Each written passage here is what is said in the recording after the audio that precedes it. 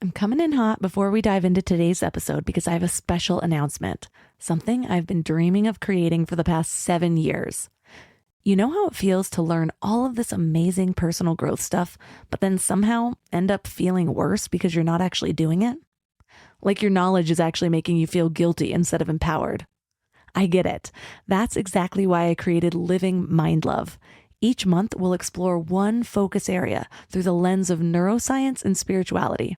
But here's the magic part.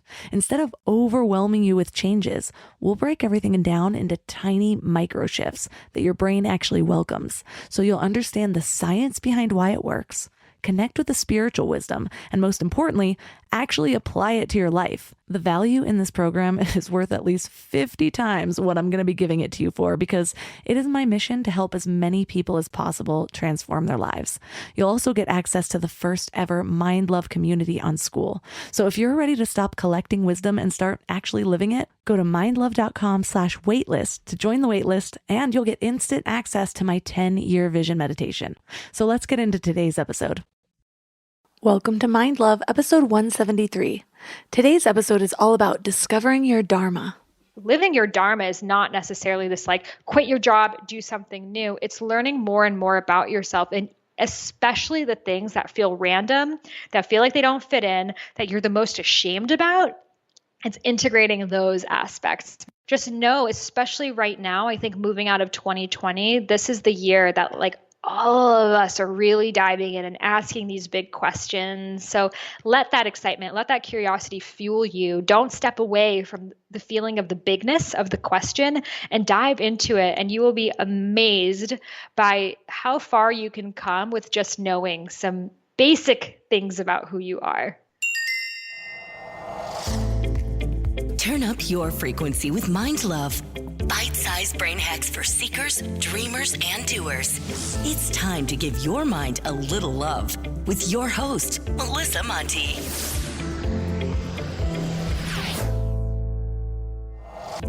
Hello, love. If you haven't subscribed yet, don't forget to hit that button. Subscribing, sharing, and 5-star reviews are a really great way to give back if you find this show helpful. Plus, they help the show grow and climb the charts, which helps me get even better guests. Today, I want to read a review from Louise Likes Stuff. She says, "This is the first and only podcast I've ever listened to every single episode. It's just part of my life now, and I can't express how grateful I am. My life is better because of what I've learned.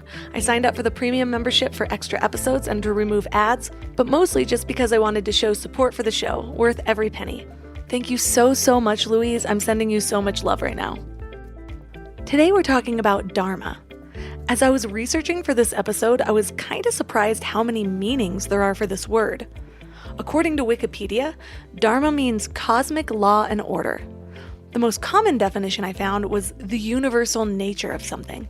A professor of Buddhist studies named Reginald Ray said that it's a particularly fascinating term because it includes several levels of experience, from our first moment that we're on the path to discovering our Dharma, all the way to the achievement of full realization. Well, realization is also a term that we hear a lot in spirituality. So what does it even mean? Well, most spiritual teachers hold the belief that we have forgotten who we truly are. We truly are divine beings living a human experience. And the spiritual path is the process of remembering. So self-realization is understanding or realizing the depth of your true power, which really is unlimited power. So back to Dharma.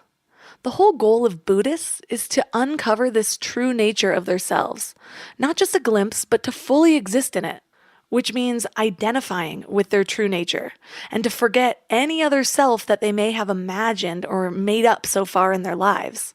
So forgetting the ego or the manufactured personality that you've developed over the years and fully identify with the divine that you are. They say that when we reach this realization, we start to see that what we are has no beginning and no end. We are just universal love. Anything else is a construct of the mind. It sounds peaceful, right? But is it feasible? I mean, not really for most of us, unless we choose to dive into monk life for a few decades, I suppose. But like Dr. Reggie Ray said, the term Dharma includes multiple levels of experience, whether we're just starting to seek the path of Dharma, or we've reached full realization. So what can finding this Dharma do for you right now? Well, it's your true nature or your soul's purpose. When we think of purpose, I think we often think about our careers. And while that definitely can be true, our Dharma shows up in all areas of our lives. So, for example, part of my Dharma is learning and teaching. I didn't acquire this nature from my job. It's always been a part of me. I loved school and overachieving when I was young. I was also usually the friend who went down the rabbit hole of different topics and then couldn't stop sharing what I learned with my friends. I really started to see this about myself when I started to ask people that knew me what they saw in me. And multiple people said I was good at taking information from tons of sources and explaining it in a way that people could understand. Well, when I started to steer my career in the direction of my true nature, that's when I really started to find alignment. And things just flow when you're truly aligned. This also doesn't mean I need to be a teacher.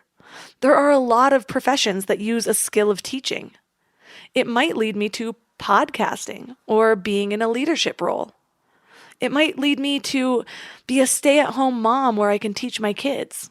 It might lead me to marketing, which is really teaching people why this new thing would help them in some way.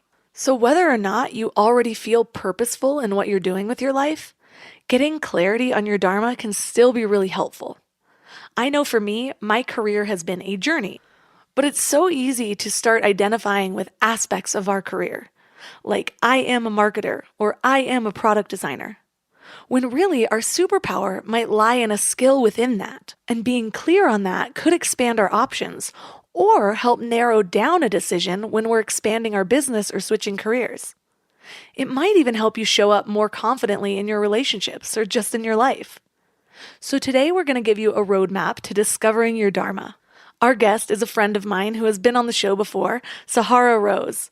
Some of you might know her because she's basically a badass with 3 best-selling books and another on the way, a new book called Discover Your Dharma.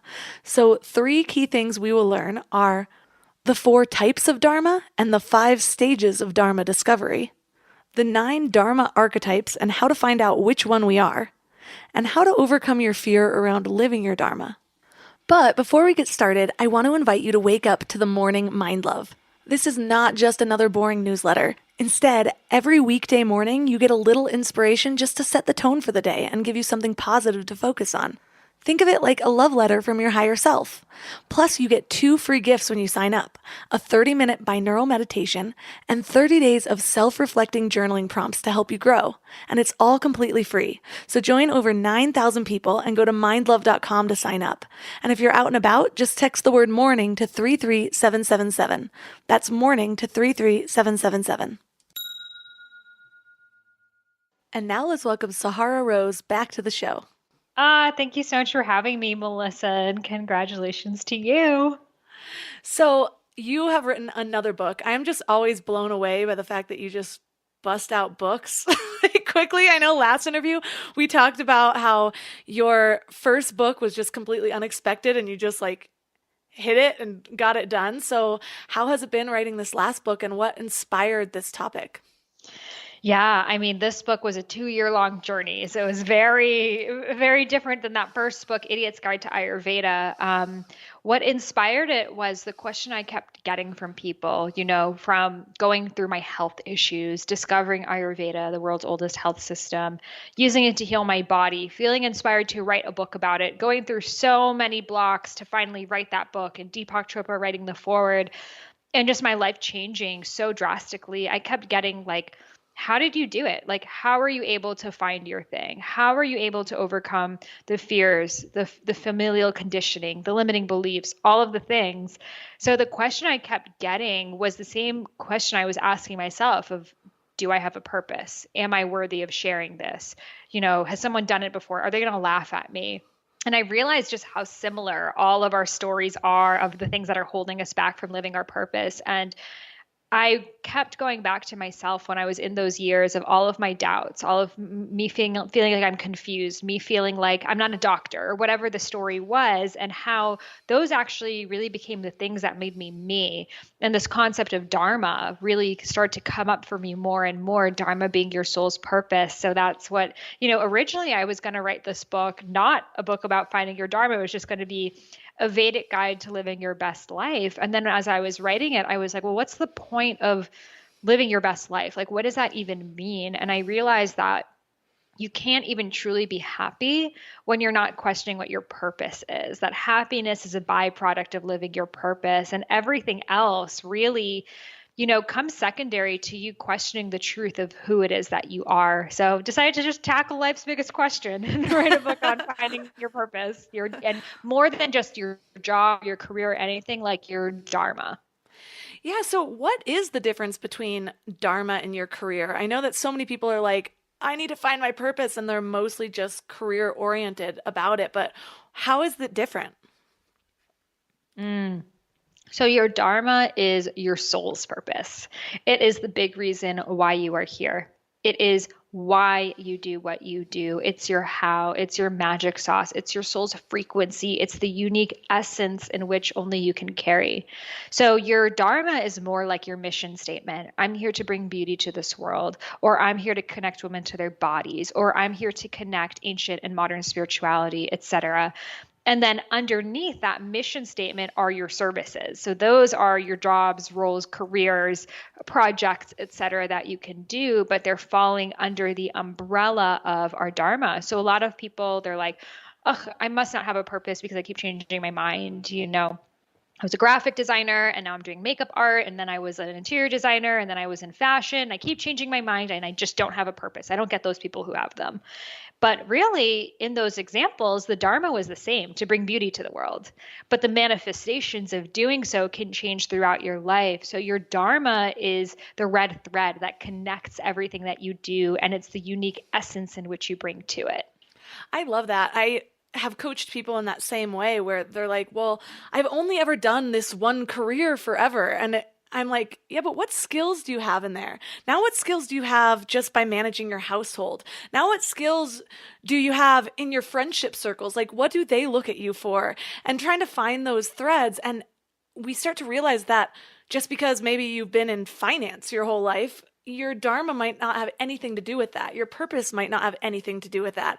And so when we're able to shift our perspective a little bit, we realize that we are actually constantly developing skills combined with what was already unique about us, which actually brings me to the question, how much of Dharma is what's already innate, and how much is it something that we build up through life if we weren't yet trying? Yeah, that's a beautiful question. So you were born knowing your purpose.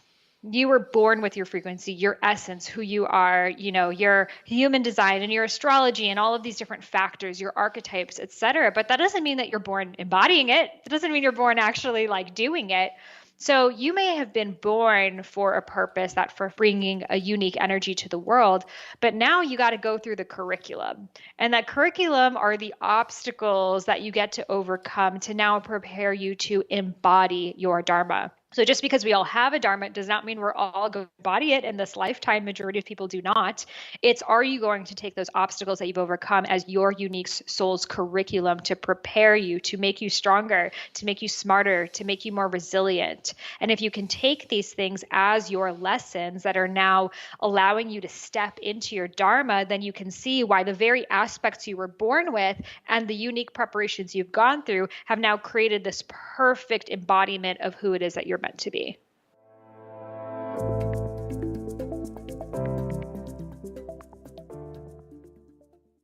Before we go deep today, I want to give you a little gift, and I want to give it to you every single day. It's called the Morning Mind Love.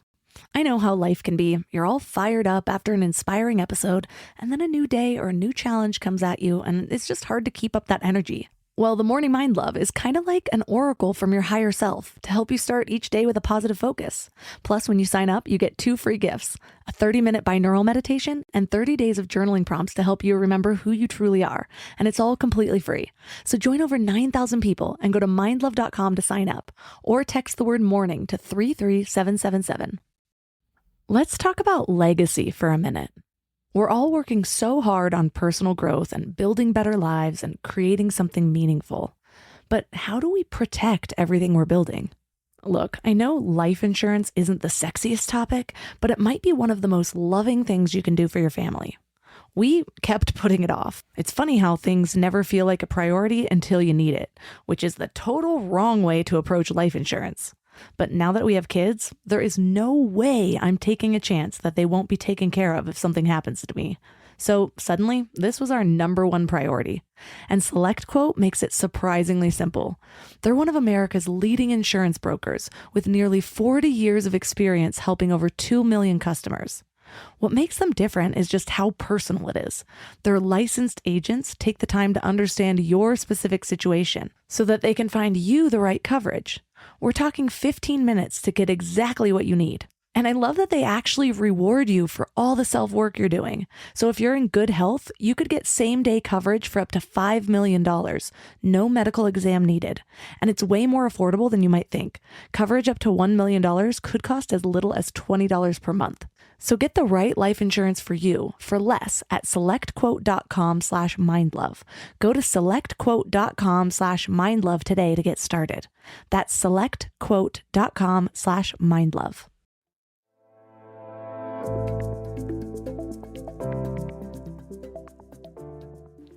So say we've been going through life up until now and we have had no idea what that Dharma is. Compared to maybe somebody who did and they're able to look at things in a way where they are following those threads. Is there a way that we can look back on our experience where we've maybe missed that opportunity of really seeing the dharmic threads? Is that a thing? It just came out so naturally. To see the Dharma throughout our life to start to assess maybe what we had been missing before. Yes, I really believe it's never too soon and it's never too late. And some people may begin the journey of questioning much later in life, and some people may have been born. I outlined there are 4 different types of Dharma. The first type is someone who kind of is born knowing their gift. Like you have an amazing voice, or you're really good at basketball, or like whatever that skill is, and you're like, I know I have this gift, but that doesn't mean you have it made. You know, think of all the people out there with incredible voices or guitar skills or acting skills, etc., who aren't using it in any way. So just because you're born with a gift doesn't mean like, okay, your Dharma's done. Even Adele has had to put so many hours of practice and, technique, et cetera, to now take that gift and bring it out to the world. So that's that first type, knowing that you have a gift. The second type is the breakdown and breakthrough. So those are people who oftentimes, you hear them tell stories of I was on my knees wondering if God exists, and then something came over me and I found what it is that I was here to do. So oftentimes it's self-help teachers, motivational speakers, inspirational authors, etc. You may have gone through a divorce or a health crisis like myself, or a literal car accident. It could be in so many different things. And that life-defining moment is what made you shift. So for example, Eckhart Tolle reached, suicidal ideation until he realized the power of now and then made that shift. So that's the second type. The third is you have had an obstacle that you were able to overcome, and now you want to help others overcome it. So an example I write in the book is this woman had really bad social anxiety. She couldn't really read social cues that well. So she started to make these flashcards for herself of like, okay, this means someone's confused. This means they're nervous. This means they're excited, because she just naturally wasn't able to read it herself. So she started to share it more and more with her friends. And I'm like, this is so good. You should put it on a blog. So she put it on a blog, and then that blog started to grow and grow. That eventually she wrote a book on this, that she has courses on it, all for people with social anxiety. So this isn't like a on your knees breakdown moment. It was just an obstacle that she had that now she's helping others overcome it as well. Then the fourth type is you helped someone else overcome an obstacle and now you feel passionate about solving it. So for example, let's say a family member of yours has cancer. You become very interested in alternative cancer remedies, holistic healing, health, naturopathy, etc. So even though you personally did not have the cancer, someone you care about did. So you're wanting to do whatever you can to learn different solutions for it, and then naturally wanting to share that with other people. So I like, in throughout the book, I always have like, there's so many different ways that anything can happen, because I think our society is like glamorizes the story of the person who quit their 9-to-5 job and moved in their van and then like came up with this idea, and it's like Airbnb, and it's like that's a story for some people, but it's not for every single person. Some people, it comes from moved a lot as a kid and had to learn how to make friends really quickly, or they never felt comfortable in their pear-shaped body and they learned how to dress for it, or they love the feeling of Christmas and they want to give that feeling to people all year round. Like, it could be so many different ways. And I think sometimes people feel like, oh, well, my life is normal. I don't have any like unique stories or cool factors about myself. I must not have a dharma. But it can also be, what is something you're passionate about solving for other people? Maybe it is human trafficking or the environment, or something that you're like, I feel so passionate about this thing, even though I haven't gone through it. But maybe it was your dharmic path to care about it so deeply for other people that you've made it your purpose. Right. And for me, one of the big things that led to what I'm doing now, I mean, I can actually look at a lot of those things that you just listed, and they all kind of come together, but it took a lot of work because I was multi-passionate. And so I could pick something from each of those types of dharma that led to some sort of path I could have taken. And because of that, it got me really confused. Like, maybe I don't have that one thing. But one question that really started to add clarity for me was, what am I endlessly curious about? What can I always continue learning? Or how am I always going to continue working on myself? And so maybe it goes down to that, the obstacle I'm overcoming because I'm constantly trying to overcome things, and then I share it with other people. And so it's not always this one story. And I know that a lot of us hear it from like motivational speakers or on a podcast, like, this is what happened and this led me to this. And sometimes even when I look back at my story, it kind of seems like that. But it's because I spent hours, like hundreds of hours, honing my story in a way to tell it to people where they understand. But when I was first looking at the mess of all of those years, it wasn't so clear. So just because you hear those stories in a concise way from other people doesn't mean that's how it felt when they were going through it, if that makes sense. I think that's so important, because oftentimes too, when we tell a story, we can't say all of the things in between. And then, then I was going to do something else, but then I went back to it. Then, like, imagine if I started the pod, I would still be talking right now about all of the different ideas I had before I did this. Even when my first book was coming out, I was like, okay, once this book comes out, I'm just going to have to get a job, because I still thought I'm not going to be able to make money doing this. So people often think it's like, I had a health problem, then I wrote a book, and like, here I am. And it's like, not at all. Like, there were so many webs and spirals and everything. And I think that sometimes that's what scares people, of like, well, what if I choose the wrong thing? Like, what if I end up making a choice and it's like not my dharma and I end up somewhere totally wrong? But I see it as like a series of like interconnected highways that are all taking you one direction. So you may start here, but no matter where you start, if you continue to listen to your truth, you will end up exactly wherever it is that you were meant to be. And actually, all paths lead to dharma. Right. And I think the biggest mistake that people make sometimes is that analysis paralysis, where they don't choose because they have all these ideas. And what I've learned from my journey is to stop being afraid of choosing the wrong thing. Just choose something and be okay if it changes. Because I know back in the day when I was first starting everything, I'm like, yeah, but if it changes, then I'm going to have to backtrack and redo this and redo that. But I swear you will still get farther faster than if you sit there and you don't do anything, and you're going to learn things along the way and get more clarity as you take that action. And so I know as you are helping people discover their dharma, there are different stages. So what are the stages of dharma discovery, and how can we recognize which one we're on? Yeah. So I realized that it's not like 1, 2, 3 dharma. And like you mentioned, dharma is not a spectator sport. You can't just figure it out from sitting on the sidelines. You got to get in the game. So I think a lot of people, they They want it so badly, but they're like, why isn't this my reality? And that's why I broke it down into these 5 stages, which by the way, are not linear. You can kind of move throughout stages. It's more of a spiral. Like you just continue to deepen, but it never really ends. That's the thing about your Dharma too. It's not like a one time, I'm living my Dharma, that's it, peace y'all. Like it's like, you're just going to continue to spiral and have deeper and deeper awareness on all areas of your life. But it's more of like a mountain range of, you reach that first summit. That first summit may have taken the most strength because you've never been on a mountain before and you have to gather all these new tools and get strong and believe in yourself and have faith. But then you get to the top of the mountain, you see it's a continuous range and it keeps going and it keeps going and it never ends. So I share this because even when I list these 5 stages, it's a continuum. We're still looking and the energy shifts, and I'll share, but it's no longer looking for your Dharma. You realize it was never actually outside of you. It was inside of you all along. It's more remembering your Dharma, remembering who it is that you are and letting go of everything it is that you're not. So the 5 stages, the first one is self-awareness. Now, this is when you're just like, I know something in my life needs to change. I see the trajectory that my life is going and I don't like it. So that's kind of like that moment of like something needs to give. Don't know how it's going to go, but I can't continue on like this. So what naturally happens is self-improvement. That's the second stage. How can I become my best self? You start to maybe exercise, get into fitness, nutrition, meditation, morning hacks, etc. Motivational speakers, Tony Robbins, like it's all about be your best self, like get better at being you.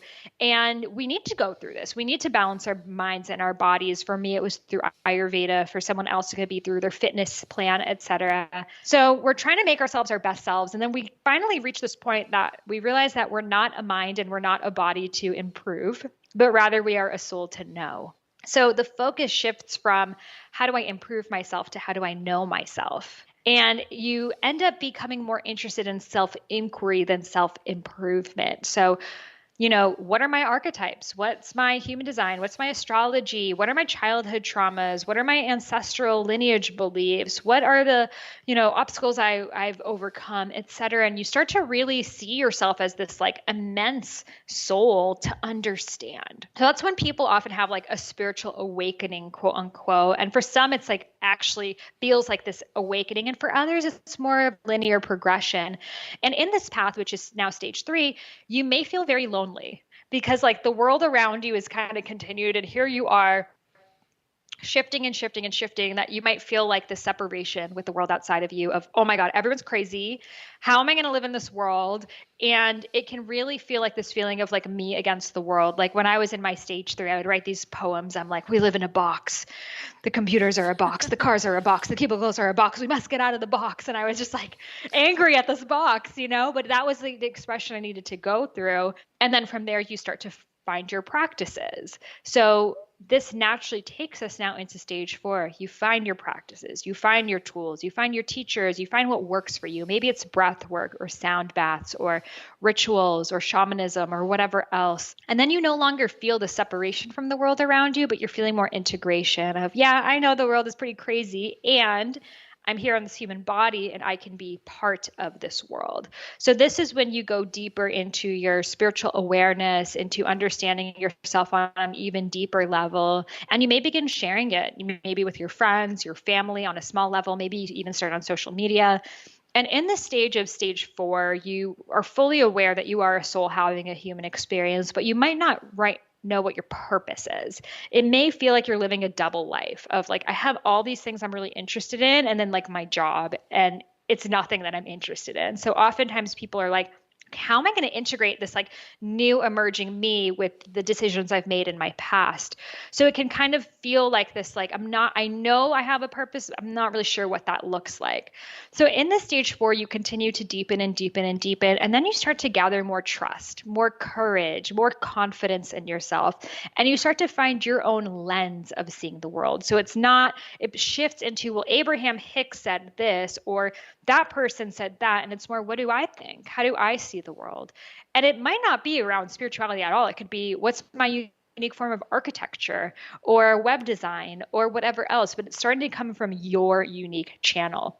And then as you begin to share that more and more, you gain more confidence and you start to emerge into your Dharma. Now, as we enter into the stage 5 Dharma embodiment, all areas of your life are going to have to shift. Relationships, friendships, home, etc., because you start to realize that anything that's not in full alignment is going to be holding you back from your Dharma.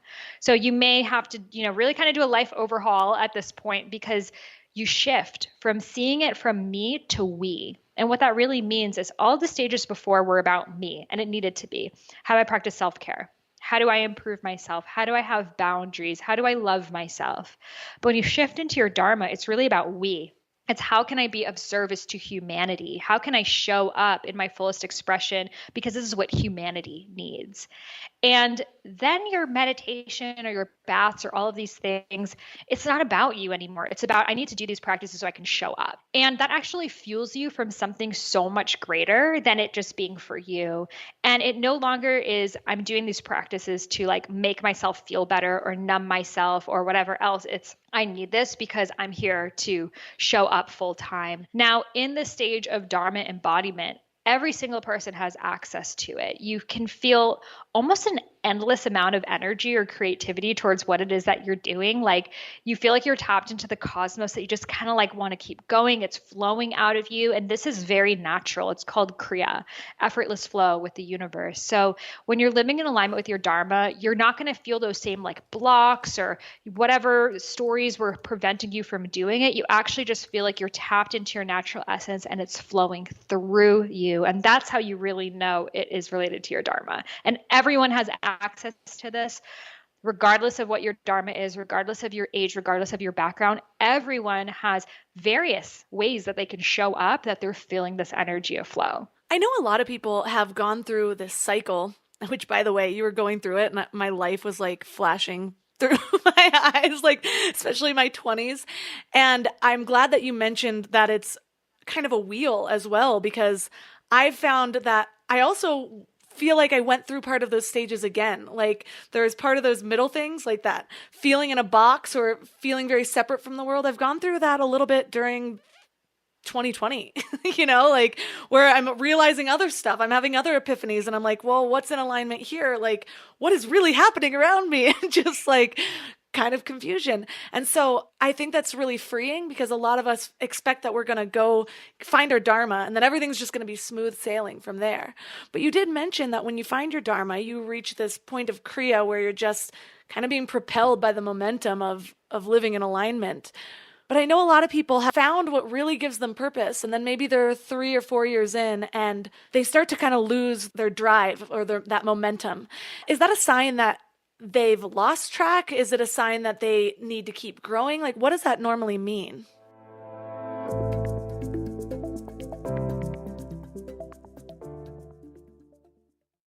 I don't know why it took me so long to invest in good bedding. I resisted it for years, but something flipped in me about 3 years ago. And now I'm basically a pillow connoisseur.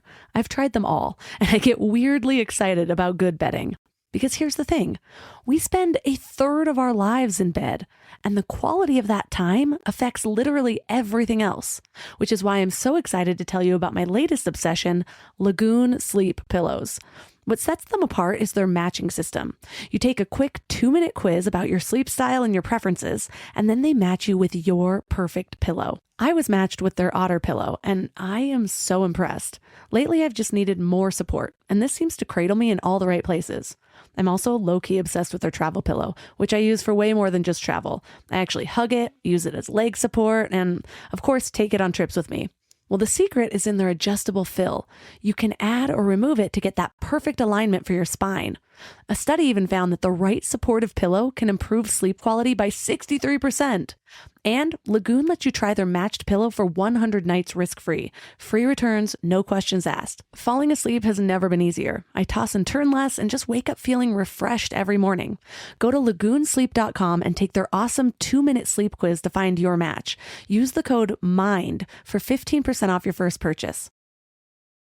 Add excitement to your holidays with Ohio Lottery Holiday Scratch-Offs, including $1 holiday cash and $5 holiday lucky times 10, or holiday bonus millions with a 200 times multiplier and a $2 million top prize. Plus, enjoy second chance drawings where you can win 10 times, 100 times, or 1,000 times the price of your ticket. Scratch-Offs make the perfect gift, and best of all, there's no wrapping required. Lottery players are subject to Ohio laws and commission regulations. Play responsibly.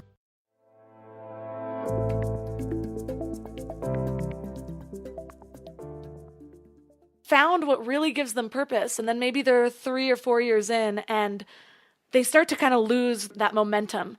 Is that a sign that they've lost track? Is it a sign that they need to keep growing? Like, what does that normally mean? Yeah, I love that. So your Dharma will have different iterations. For some people, and there's 3 kind of main archetypes. Some people are the air, the vata. So they're going to go through these iterations quite quickly. They're going to be like, have an idea, channel it, birth it, and kind of ready for the next thing. Whereas some people are like, have this idea, I'm going to create Spanx. And like, that is just what they do. And they like continue with that. Some people actually find their Dharma in roles that they play, motherhood, etc. Parenthood is often a big one, or just like being part of their community, that can actually bring their Dharma. And that's the earth archetype. So it's important to see. And I have like quizzes that you can take of which one you are. I know for myself, I'm more of the air. So I'm like, I do something and then I birth it out and I'm like, okay, on to the next. And that's actually part of, and it sounds like you have that as well. That's actually part of our Dharma, to be ushering it through our chakras. And I break it down into these 7 stages, which are related to the chakra system, which is the energy wheel system. So any like ideation of your Dharma will start with the crown. You have an idea for something. The idea drops through. So that's like, I'm going to create this CBD chocolate company, or I'm going to create this like cool almond butter or something like that. Now the idea drops through, but now you have to intuit it through your third eye. Is this for me or is it not? Is it for me 10 years from now or is it not? So you start to think about this idea. It doesn't mean every idea that comes to you, you got to go do it right now. Some of us have a really open crown chakra. We're getting a lot of ideas, but it's like we can't physically do it all. So in this third eye, you start to ideate, think about it. Okay, should I do this now? What is my perspective on this going to be? What am I going to bring to the table? Who is it for? You start to really think about it. Then you bring it through the throat. You give it a voice. Maybe you write a business plan or your first draft, or you tell a friend about it. You start to bring it into reality through your throat chakra, communication and expression. So from that place, you've written maybe your book proposal or your business plan, or you've told your friends about it. You're feeling so much excitement that it comes through the heart. The heart is where you feel the passion, like the people who are in chronic pain who are going to eat my CBD chocolates and feel so much better. And you're just like feeling this like immense desire to be of service in this way, that naturally it shifts into the solar plexus, the doing of it, like the ass to the grass, get shit done, doing it, the packaging it, the shipping it, the website of it, the this, the that, the that. And I always talk about how the heart needs to be ignited first, because oftentimes we're like idea action. And it's like, if we haven't gone through those stages that I just mentioned in between, the heart is like the ignition underneath the stove of like, you got to feel so much love and so much passion for what you're doing. Otherwise, you're not going to have enough fuel to get into that solar plexus doing phase. You're going to be like, this is hard. I'm out of it. But when you're so passionate about something, it's like you can keep on moving through that because you're being propelled by something greater. So the solar plexus phase is like the real doing of it. I think a lot of us were like, oh, wait, this is not as glamorous as I thought. But it's like, you got to go through that phase of actually now, solar plexus is your digestion, your metabolism. It's that pitta, fire energy. So it's now taking this idea and bringing it out into the world, into a product, service, etc. Now, a lot of people get to this phase and they're like, okay, I'm doing the thing. I've had my business for 3-4 years, but they're feeling not inspired by it anymore, because you fundamentally shift so much through moving through this process that you're not the same person as you were when you began this job or business or idea. But you're holding on to something because you're like, oh, well, I have clients, I have customers, I can't let them down. So I got to keep holding on to this smoldering hot plate that is burning me. So a lot of us were like, I worked so hard to get here, I can't let this go, but it's not who you are anymore. So the next stage to go into is the sacral chakra. That is finding the joy, the space. to find the creativity in again. So that's taking that sacred pause of maybe you do need some time off from it. It could be a week, it could be a month, it could be a year. It could be rethinking how you want to be involved anymore, if you want to be involved anymore, what your gifts are right now, what has shown up for you through this process. And in this, finding the joy and the pleasure in it again, it bursts through now the root chakra. And that's when it is able to merge into something greater than you. It's the baby. It has its own legs. It can walk. Now, it may walk and have its own life. You may have been called to bring a book to this world and you're like, I'm kind of done with the subject, moving on. Or it may re-enter through the chakra system again, of now through the crown, you're like, I'm going to bring this rendition on it, and it enters through the system again. So some of us will move through one ideation of our Dharma continually through the chakras. So let's say Sarah Blakely created Spanx. So she's like continuing to just come up with like new products, new services, new ways, new avenues, but it's like all around this like one project. Whereas some people are like, I'm going to do a jewelry line. I brought it to life. Here are the people who love it. Here's someone that wants to continue to manage it. I'm being called to now create something else that's more of that air energy. So I think it's really important to talk about this, because I think a lot of people feel like, okay, once you have it, you got to hold on to it because you're not going to be able to find something like that again. But that process gave you such unique skills, insights, awareness that prepared you for the next iteration of your Dharma. Right. And then you can start to figure out maybe what kind of person you are. Like, are you the Sarah Blakely or are you Elon Musk? I'm always like blown away by the things that he chooses to go after. I'm like, that seems totally different from that, but it's all innovation. Or even like, or it could be sort of in line, but not really. Like, I'm thinking Mickey Agrawal, where she likes to tackle the things that are a little bit taboo and kind of change those, the things that people aren't innovating on. And what I love about the process you just outlined is I can see when I'm reflecting back where I have gone wrong when I felt stuck. For example, I went through those stages when I launched my podcast, and I was so fired up by the time I got to that heart-centered place and it was launching. It was amazing.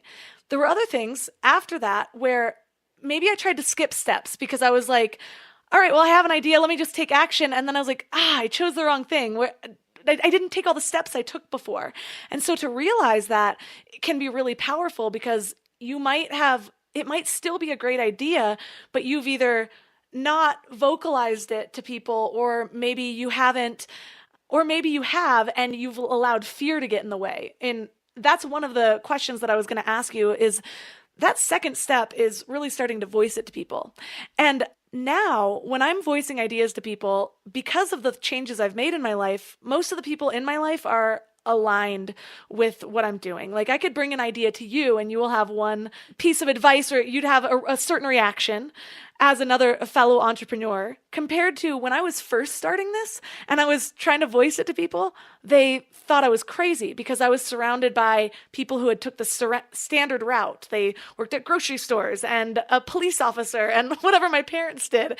So how do you make sure that you're going through these steps and maybe voicing this, but you don't allow other people's opinions or what's holding them back in life to actually start to hold you back from your dreams? Yes, this is so important. One practice I recommend is going on an advice detox. So that is, do not get advice on anyone about anything, because some of us, especially females, we're like, I have an idea. Let me text 3 friends and like see what they think. We haven't even thought about the idea ourselves, and we're like immediately wanting feedback from other people. And it's this like codependency. And oftentimes you have people in your life who are either not supportive for, intentional or unintentional reasons. So for example, my mom is a great person if you have an idea to find all the flaws of it.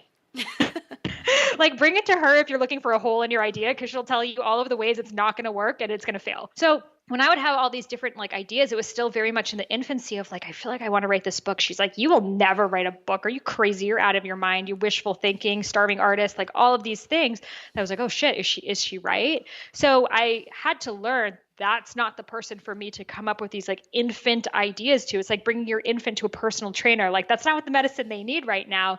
But maybe once your idea is out there and you've brought it to life and you're looking for, different feedback that you may not have been looking for, that's a good person to bring in. But I feel you on at the beginning, you probably aren't around people who are living their Dharma. Majority of people are not. And I look at living your Dharma as you're on the sand and your Dharma's out in the open waters. But to get to those open waters, you got to move through those waves. And the waves are the fears, the limiting beliefs, the stories from your family, your upbringing, your society, decisions you've made out of alignment with your Dharma. And the more out of alignment with your Dharma, the bigger these waves are going to be. So most people go out into the waves 1-2 times, they get knocked back to the sand, and they're like, well, screw it. There must not be open water out there. I tried and I got pushed back and I hit my head on the bottom and it sucks. Or I tried to make a band with my high school team and it fell through. So living your Dharma does not exist. Or, we hear things like this and we're like, oh shit, everyone I know is out on the sand. I don't even know if these open waters exist. Is this just like a fairy tale people are telling me? All I've seen are these waves too. So maybe I should just stay on this land that I know instead of trying to make the voyage out into the unknown. However, when we go through these waves, we become a stronger swimmer and we learn how to maneuver. And even if we're knocked back, we know what to do the next time. And we go back, we get tools. We're like, hey, here's a boogie board I'm going to bring into it. Maybe that's your NLP, or here's a surfboard. Maybe that's your, meditation practice or whatever else, that you become better at moving through those waves, that finally you make it through and you're out into these open waters and you're like, oh, this is the flow people are talking about. This is the path of least resistance, the follow your heart. Oh, but I couldn't have gone in here had I not gone through those waves. That makes so much sense. I think we're always looking for that easy way out, but it just doesn't exist. What happens is we end up getting better at the hard way, I feel like, so that then we are able to learn, we're able to spot the things that, oh, that's an actual red flag, and this is my fear. Because those are two different things sometimes. And I think a lot of times before you've learned to follow this process, we let fear be the red flags, when fear is also just a sign that something's unfamiliar and we haven't created like the neural pathways, or we haven't jumped in and tried something new, so it doesn't feel safe to us. But we've talked about the types of Dharma and the stages of Dharma, but there's also Dharma archetypes. What are those, and how do we find out which one we are, and how is that helpful? So in my own path, archetypal work has been so major. Archetypes are basically like personality types, like Myers-Briggs, Enneagram, even human design, astrology. These are all archetypal systems, Ayurveda archetypes.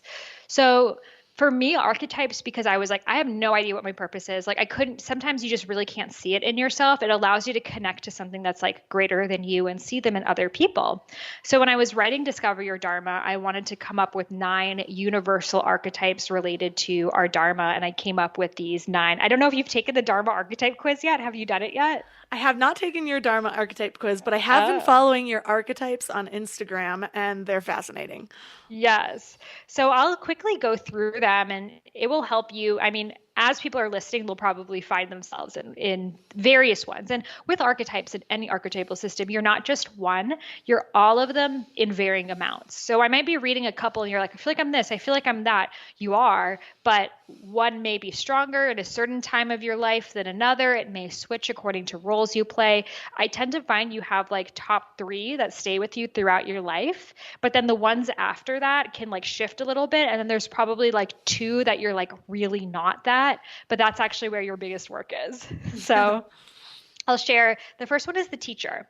So the teacher is here to impart knowledge. You can be teaching through podcast, classroom, Instagram. You may be teaching about, algebra, or you may be teaching about consciousness. There's so many ways the teacher shows up, but you are someone that goes through life learning an obstacle, and the way that you transmute that obstacle is to teach it to others. So if you were like the kid that to learn, like to study for a test, you had to pretend you were teaching it to someone, you probably have that teacher archetype in you. So, and each of them has like a light and a shadow side, which I'll kind of briefly go into, but the teacher's light side is we all need teachers. We need people to share wisdom with us.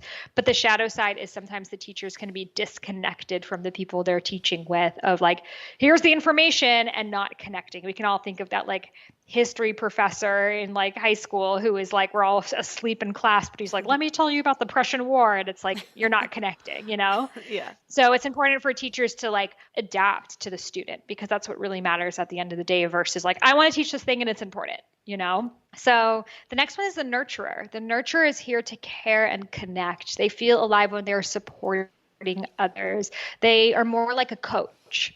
You know, a coach doesn't tell you what to do. It will ask you a question to bring out that wisdom from you. So they're amazing space holders, healers, nurses, customer service, all sorts of things. Thinking of Oprah as like such a nurturer. Like even when she's at the Staples Center, she sits on her chair next to someone and is like, honey, how are you feeling? And is able to go so deep, because that's the nurturer's superpower. They're able to really hold space for others. Now, the beauty of that is we need people to care about us and listen to us. But the shadow side of that is sometimes they have a hard time setting boundaries and feeling like I need to be everything for everyone because people need me. And it can be hard for them to nurture themselves. And by the way, motherhood really puts you into the nurture archetype. Oh, so excited. Yes. So the next one is the visionary. The visionary is here to be a bridge for the new paradigm. They are here to inspire people, to help people see the big picture. They're very future oriented. They see like the large bird's eye perspective on things. They're charismatic. They have a way with their words. They rally people around their cause. So oftentimes spiritual teachers, et cetera, will have that visionary archetype to them. So the beauty of that is we need people to inspire us, to make us think bigger. But the shadow side of that is sometimes the visionary can say something to someone that they're not ready for. Like, you know, when you're like, I really want to give you this advice, and that person was like not ready to hear it, and you can actually like screw with their karma. Like, I'm sure you've been in that same situation. So the visionary really needs to learn, is this serving the person right now? Are they ready for this? Am I invited to share this right now? Instead of just like, I'm going to tell you everything to do with your life, and that's not actually helping necessarily. So that's find myself in that one sometimes. Is that yours? Yeah. I was going through teacher and visionary, but the examples you gave, I'm like, yeah, I think the visionary is pretty aligned. I've been that person. Those are my top. I feel like a lot of like people who do what we're doing, that's my top two. Visionary and teacher is the next one. So the next archetype is the entrepreneur. They are here for profit and impact. Both are very important for them. They love sustainability. Sustainability meaning I want to create something that can scale, that can last, that makes sense. So for example, let's say we were all going to like save the environment. The teacher will like give a lecture, like, okay, here's the CO2 emissions. Here's what you should do with your home at plastic. Like they'll teach you. The nurturer will coach you. You know, what are you really feeling? Like, why don't you want to use glass? What's showing up for you right now? Like coach you through it. The visionary will be like, we are all Gaia. We walk Pachamama's footsteps, connect to Divine Mother, and like inspire you to do it. Whereas the entrepreneur will be like, okay, to save the environment, we need to focus on one aspect of the environment. Let's focus on plastic straw consumption. We will create a company with bamboo straws that we will donate 10% of proceeds to, and we will enter the market by a 30% increment every year until 2030, until we see an overall 40% decrease in plastic straw consumption. Here's our profit model. Here's how we can make sure we hire a team, and here's how we're going to make sure it's sustainable. So it's like, it's more of a linear way, a masculine way, you could say, of seeing things, but it's also very important. You know, Tom's Shoes is a really good example of that, of like, it's this huge, maybe $1 billion company, but it gives a pair of shoes for every person who buys a pair of Tom's. So that's something like an entrepreneur would be like, that is something I know is going to make a difference. And again, not all entrepreneurs are like wanting to be an activist. That's another archetype as well that I'll share about. Some entrepreneurs, it could just be like, I want everyone to have a taxi that they could just like call on their phone and let people have the opportunity to be taxi drivers. Uber, you know, it could just be finding a solution for something like that. And that's still a world's problem. And that's really what entrepreneurs are doing. They're sustainable problem solvers. It's funny because I Do you can resonate see with that one? I can, but I also see how I've evolved out of it. Like I have a marketing background, so I can think in those terms and I automatically go there, but it's not necessarily my happiest place. Like I feel like it'd probably be the third, but it's funny because some of our mutual friends have popped into mind, and like, oh, that's them running that business. Yeah. And like Natalie Ellis of that's Boss Babe exactly is, who like, I was thinking so of. entrepreneur. Scott Oldford, if you know him. I mean, Yes. like Gary Vee, like a lot of these people, like that's what they're good at. They love systems. They love scaling. They love setting up the team hierarchy. Like that is their dharma. That's what they're here for. And we need that. And the shadow side of that is you become so wrapped up with your work that, first of all, it can be hard to have any separation with your work. And second of all, it can be hard for you to trust because you care so much about what you're doing that it's hard for you to find people who can trust. So it could be like you feel like you have to do everything on your own. So I know, yeah, entrepreneur is like my fourth, fifth one, kind of depending on the stage. I went through a major phase of like bringing my entrepreneur up because I needed to learn how to create a business. But that's not my dharma to like create businesses. That's not my fun spot. But for some people, they're like, I just want to create businesses all day. Yeah, that makes sense. So the next one is the artist. They are here to create beauty. Beauty through everything. Like they're the type of people who you'll go to their house. Their house is like so beautiful. Their Instagram feed is so beautiful. Like everything they do just has this like beautiful touch to it. So if you are someone who cares deeply about the textures and the colors and the experience, and for example, when I was creating my deck, a yogic path, I was like, I want gold foil and this and that. They're like, this is not going to be profitable. I'm like, I don't care. I just want it to be beautiful because that's like my artist is just like, you know, an entrepreneur would be like, no, let's make this have as much ROI as possible. But I let my artist lead on that project. So your artist is just, it's for the sake of it. So we need beauty. We need art. And it's always exists in our society. We need a form of escapism for our everyday lives. Like that's important too. However, the shadow side of the artist is that they can become, first of all, very sensitive. Like they can't handle loud noise. They can't handle this. They can't handle that. So they really isolate themselves from the world around them. And that can lead to manic depressive tendencies. Like they can be very in their heads and not in their bodies. So if you think about like Frida Kahlo or Picasso or all of these great artists that like were kind of crazy because it was just, you know, and from that place, you can create a lot of art. So that's why a lot of the artists want to remain in that place because they're like, who am I without my pain and my misery and suffering? That's where I'm creating from. So it's important for artists to see that they too get to be happy and even boring. Like that's fine too. And it's so important for them to connect back to their bodies. I love that. Yeah, it's funny. I went through a stage when I was first getting into marketing and I was just like, I remember I almost like lost my appreciation for art for a little bit because I was just like, well, what's the point? Like, this isn't going to make money. And again, I can see this time in my life where I was kind of out of balance of things. I was like pushing really hard, but realizing that we have these senses for a reason, like that, indulging in that a little bit and seeing the beauty around us really affects the way we approach the world. And so having those artists is actually a really valuable thing, whether or not you can see that ROI immediately. Totally. I know when I was really going through my entrepreneur stage as well, I was like, you know, for me, dance is my art form. I love dancing so much, but I wasn't dancing anymore. All my free time was like, let me listen to a new podcast on business and read another book and figure out more things. But it's like, I had to realize, what's the point of this? Like the point of this is for me to be my most fulfilled self. And that's for me doing my dance videos, even though there's no ROI or profit. It's not even part of my business, but I just love doing it. So and we all have this artist inside of us. It's not just some, we all have it. And oftentimes as children, we were taught to suppress it because it doesn't, you know, pay the bills. So if that's the one that you feel the least connected to, that's where your work is at. No, I do feel connected now. Like I love art, but that's how I kind of know that I believe I was out of balance. But it's funny because that was the time that I was prescribed a ton of Adderall and I was on a lot of Adderall. And there's so many things I look back to on that time of my life where I had lost parts of my personality. And it was that like I had to be listening to a podcast on like 2x speed the whole time and like multiple books. And like if it wasn't somehow I was learning, then it was a waste of time. And so in doing that though, I lost the beauty of life. I lost my ability to like laugh at dumb stuff for a while, like, unless I was the one making the joke and quickly.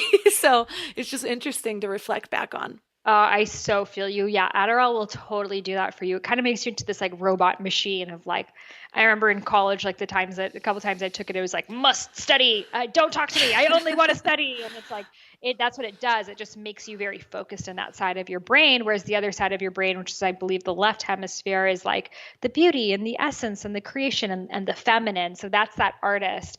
And as well as another one that I'll talk about. So the next one is the researcher. The researcher is here to understand deeply. They want to understand why things are the way that they are. They are very curious. So they're the type of person, you send them something on Instagram, they're not going to reshare it. They're going to do all the research. And, that research may be in technology and medical system, politics. There's so many ways that it can show up. There are often future-oriented researchers and past. Future ones really care about advancements, technology, et cetera. Past ones really about history. But regardless, you're going to go into the detail. So we need researchers. We need people who are, studying. And for example, Charles Darwin's theory of the survival, that took him 30 years on his own to come up with.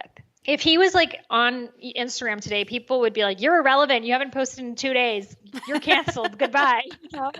Whereas for 30 years, he was alone in the Galapagos Islands, just like researching. And he wrote like a 700-page dissertation, which is just that one theory of the survival of the fittest. And like, that's the researcher. They want to understand in such a deep, deep way. And often our society doesn't validate that.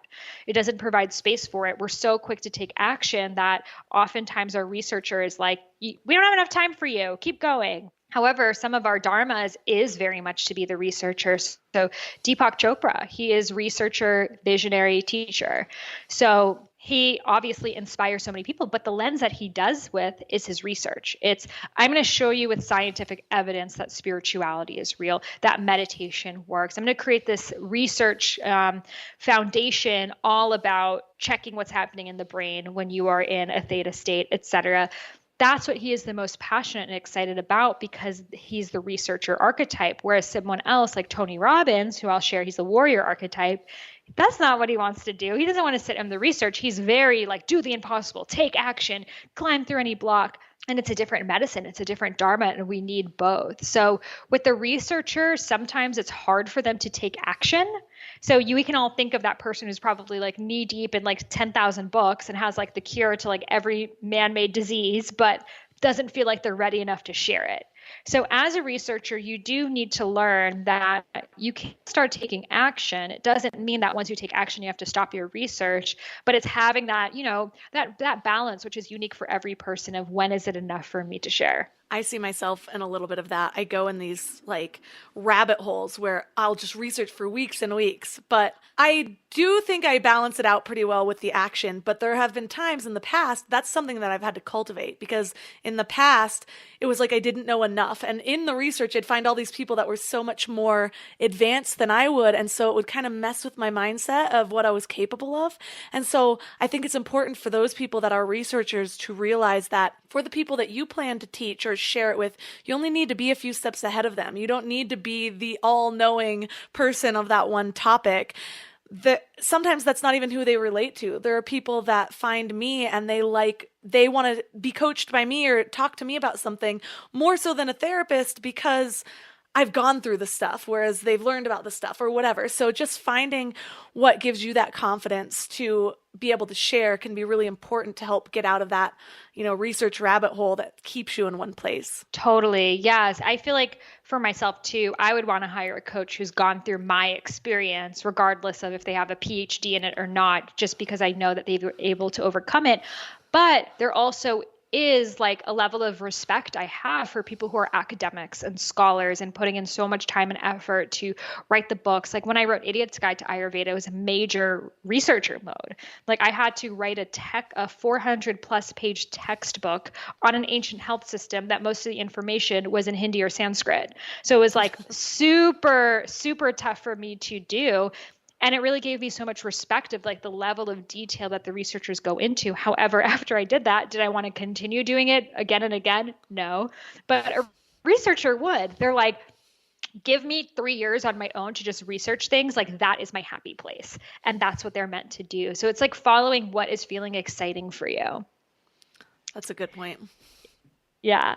So the next one is the entertainer, and they are here to make people feel, to make people laugh, cry, think, ponder, feel nostalgic. Like for them, life is a stage, and they're always showing up on that stage. So, for example, if you are like in a car after a concert when it's like 4 hours, you're like waiting in the car to get out of the parking lot, the entertainer in your car will be like, let me tell you some jokes. Let me tell you some stories. Let's do karaoke. Let's do some impersonations. Like that's what makes them light up. They're the person at a party who's like making everyone laugh or telling a riveting story.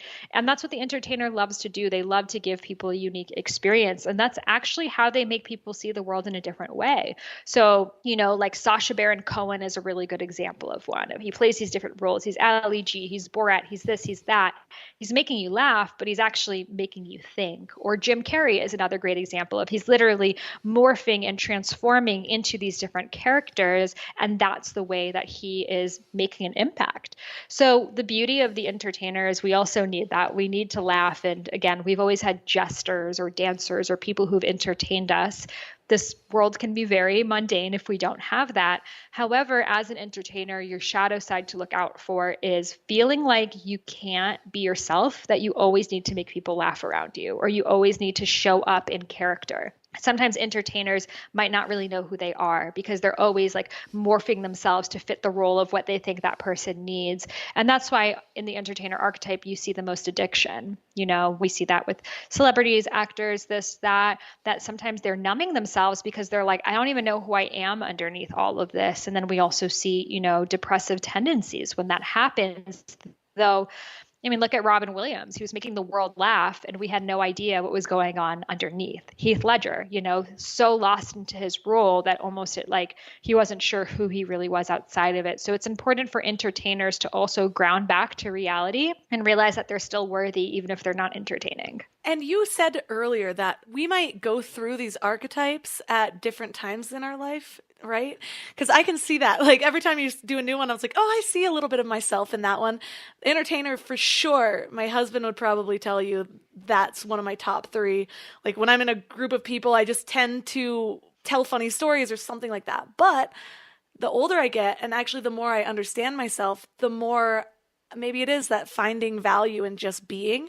And so I find myself doing that less. And when I'm really looking at that timeline, that was in my 20s when I had all the addictions. So it makes a lot of sense. Totally. And ways that different archetypes can show up, it may be coming out of trauma as well. Like, for example, the entertainer may have felt as a child that they were in maybe a tumultuous household. So they needed to be the one making everyone laugh. Like for my aunt, she's like such a jokester, but she's like, it's because as a kid, it was so dark in my house that if I wasn't making people laugh, it was so sad I couldn't even be in there. So now she's almost taken on this persona as the entertainer that her work is around I can just be me and like realizing that people will still love me even if I'm not making people laugh. And any of these archetypes can come out of shadow aspects as well. The nurturer, maybe you were like the oldest child of multiple kids and you had to be the nurturer and the mom, and that's how you received love. Or the researcher, maybe you felt like you weren't good enough and you had to get all this research on things to just know it. But the interesting thing is when you do the work around that trauma, if the archetype is still there, it's natural for you. So not everyone who's an entertainer, the shadow may be there. It may have been part of it, but even when they heal it, there may be like, I still love to entertain people. It still make me feel so good more than anything else. So it's important to do that work and see what's authentic to you versus what is a response. Oh, that's a really good point. I can't wait to take this quiz now. Yeah. Let me know. So the last 2 are activist. The activist is here to bring about change. They are here to talk about the hard stuff, the cultural, societal, political, financial, all of the systems. They're very connected to the 3D reality. Like what is happening with our children? What is happening with our environment? What's happening with our animals? What's happening outside? They can't bypass past these things. They're feeling very connected. So for me, growing up, activist was like my strongest one. I went to school in DC, studied international human rights law, was like Amnesty International. That was everything for me. And as an activist, you do feel the most passion when you are, fighting this cause and doing something greater than you. That is very much part of your Dharma. And you see yourself of, I'm here on this planet. I have a responsibility to make it a better place. So we need that. We need people who are doing this work. Imagine if we were all just like, oh, screw it, I'm just going to like paint a painting. Like, we need people who are actually out there making the world a better place. However, the shadow side that could come with that is the over responsibility. It's the feeling of sacrifice. It's the feeling of, I have to be the one to solve every single problem. And so all the weight is on my shoulders. Then that was my experience. For me, it came through, growing up with my mom as a refugee and my dad as an immigrant, seeing early in life the shadows of the world, that people don't care. My uncles were political prisoners. My grandma was in a child marriage. So I saw early in life these dark, dark things. And I'm like, okay, I was born in America. I'm the first person born here. So I need to go save everyone else. And it wasn't coming from, a pure desire. It was more coming from a reactivity and over responsibility. So it's important for the activist to catch that in themselves if it is present, and to be an activist from a place of love, from a place of joy, and realizing that your best form of activism is your greatest form of joy. So maybe you love art. How can you contribute your art towards activism or acting? Can you do like a comedy benefit, or research? Can you do research on the oceans, or, pairing it up with the other archetypes that you have? I think sometimes we think an activist is like volunteer at the soup kitchen or like post petitions on social media. And that's not really all that activism is. And it's also not going to be sustainable that way. 2020 was definitely the year of the activist. It really showed us our relationship with our own inner activist. And it also showed us that activism that's not tied into your Dharma is not going to create lasting change. So it's very important. We all have this activist within us, but find the ways that you can make it sustainable. Find an issue that you can really commit to and bring about a solution. I wish I had learned that before 2020 happened. There's so much. It's funny in activism for me. One thing I learned too is a lot of the times I would start to push really hard in areas, and that would make me realize that that's actually the work I need to do in myself first. For example, there was a time that I was really bothered by the judgment and the division. And I realized I'm feeling judgy and divided at the same time. And so to first start with healing that within myself before I try to go and spread it, because the energy that I'm in while I'm sharing information is often what I'm going to spread at the same time. So if you're doing it from a place of anger and chaos, then you might be spreading more anger and chaos. So dial that back a bit. 100%. And I think that's why we have this stereotype of the angry activist. And, what it really comes from is, as an activist, you care so much and you're really doing it for everyone. So you're like, I am giving all my time, all my resources, all my energy, like I'm saving everyone's trees here. It's not just my trees, or I'm helping everyone's rights or this or that. But how come I'm the one that has to do all the work? And it can make you feel very resentful of, why don't other people care as much as I do when I'm doing this for them too? So then what happens is you throw in the towel that you're like, well, screw it. If they don't care, then I don't care either. And then you kind of divorce yourself from this part of you that really is important and is part of your Dharma. So that's why it is important to find a way for it to be joyful and sustainable. So you're not just like, I'm sacrificing and doing something I hate for you guys, and the fact that you don't care is the reason why I'm doing it. And it actually can create this like codependency towards the solution that activists can experience. I love that. So warrior is the final one. What's that one about? Yeah. So the warrior is here to protect and lead. They want to rally around a cause, and they want to use their physical strength, their ability to combat, to move past the obstacles, to do the impossible, to storm forward. So oftentimes you'll see them in the fitness space. A lot of like fitness, bodybuilders, competitors, et cetera, they're like, I want to set this goal, and like, we're going to do it, and we're a team, and we're going to track our progress, and we're going to go through this together. So things like CrossFit, Orange Theory Fitness are like so warrior, but they need this. They're very in their bodies warrior. It's like opposite of researcher. It's very like storm forward, take action, that sometimes you don't have all the information and you're just like plow through. So the warriors want to protect, like people in the police. I know you have different family members who are cops. That's a very warrior archetype. You join that because you're like, I want to help people who need security, who need safety. And that's that like warrior energy of you who's like, I'm going to be the one that's going to stand up and protect you. And we need that. We've always had that in our society, whether it's through the military or, warriors fighting different battles, etc. And also it can show up as just in different careers. Like maybe, for example, AOC, Alexandria Octavia-Cortez, who's a politician, she's a warrior. She is like, I will stand up in front of everyone. I will be the voice for the voiceless. I will say the things that other people don't want to say. Come at me, I am stronger. And that's that warrior-like energy in her that is fueling her, that whether you like it or not, she is very empowered in how she is showing up. So that warrior loves the confrontation. They love the battle. That actually really gets them going. It gives them the sense of purpose. Now, the shadow side of that can come with you're just fighting for the sake of fighting. You're choosing every single battle. You're in this constant combative state, and the energy may not be used wisely. Like, is burning an extra 1% of your body fat worth all of your mental energy? Like, is it really? When I was 21, yes. Right. But it's like that warrior is like, I need to fight a battle so it will be over my body fat, and it's like, is that really what's going to like move the needle for you? Or does anyone even really care? So they need to direct that energy towards something that matters, something that's actually going to be making a difference.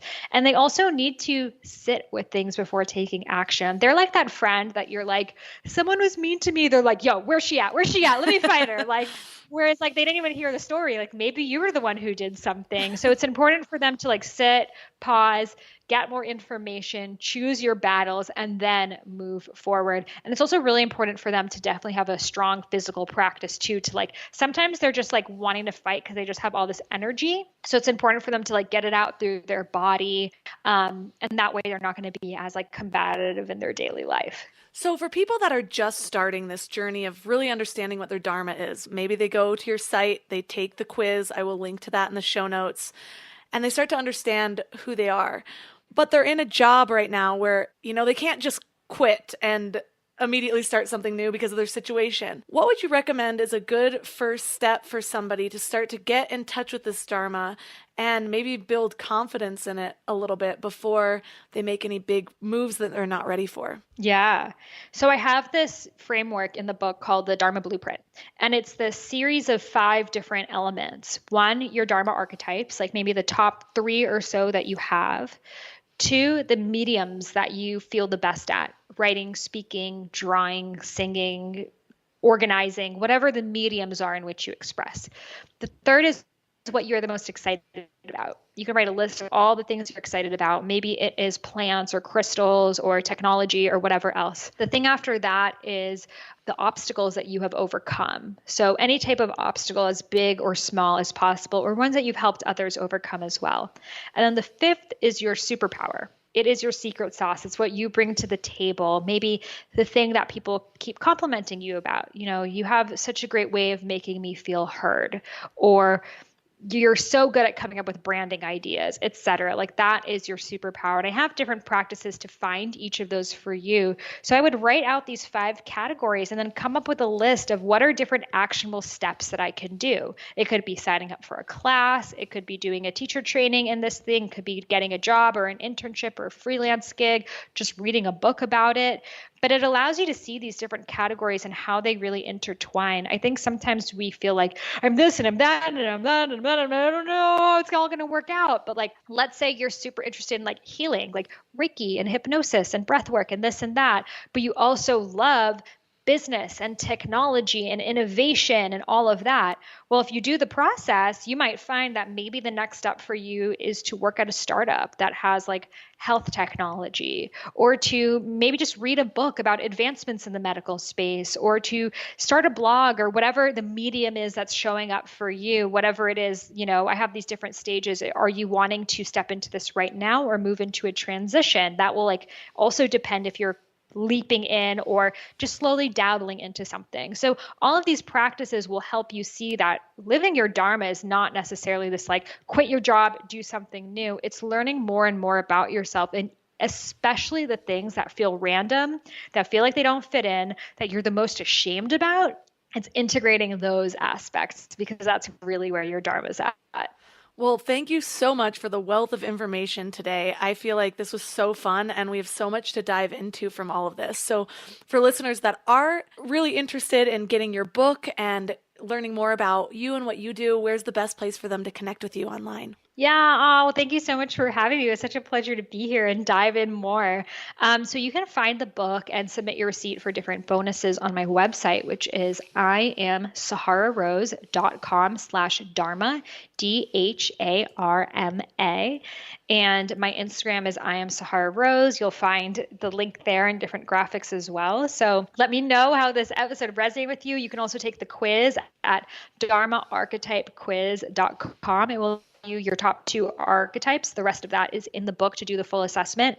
And just know, especially right now, I think moving out of 2020, this is the year that like all of us are really diving in and asking these big questions. So let that excitement, let that curiosity fuel you. Don't step away from the feeling of the bigness of the question and dive into it. And you will be amazed by how far you can come with just knowing some basic things about who you are. All the links from this episode will be at mindlove.com/173. And your challenge for this week is to discover your Dharma. An easy way to do this is to take the Dharma quiz on Sahara's website. So I will leave a link right in the show notes, which are linked in the description of this podcast. And when you get your results, please do share and tag her and Mind Love Melissa on Instagram. I'm really curious to see what you guys are, and I'll share my results as well. The more I uncover about spirituality and just my own growth, the more I understand that this whole journey is really just realizing how powerful I truly am. And that's for each of us. It's uncovering that divinity within ourselves, finding that calm right beneath the ego. In meditation, the whole purpose is to try to escape some of those thoughts that ego self or the personality self are constantly ruminating in our minds, but instead just finding that place of peace, finding the oneness where we all connect, what we all share. And I think our Dharma is a big part of that. We are infinite souls. Maybe we've led multiple lifetimes, and maybe our Dharma stays the same through all of those. So the more clear we can get on who we really are and the power that we have, the easier it is to move forward confidently in our lives because we start to trust that this is what I'm meant to do. Not, should I do this, this, and this? Like most of us are running around, circling back on things, starting something, stopping it. If you knew that you were here just for this, how would you even say no to it? So I would love to see the results of your quiz. So again, tag Mind Love Melissa and I am Sahara Rose. If this episode was fun or helpful, take a screenshot, share it on social media, maybe with your results. I really love connecting with you all in that way. Also, if you want extra episodes, don't forget to check out Mind Love Premium at mindlove.com/premium. You get extra episodes, meditations every month, plus some other fun bonuses. So check that out. And if you haven't yet signed up for the Morning Mind Love, you can do that at mindlove.com. It's right there on the homepage, or text morning to 33777. So as always, thanks for giving your mind a little love today, and I'll see you next week. Thanks for tuning into Your Higher Frequency with Mind Love. Head to mindlove.com for a free gift to keep your vibes up until next week.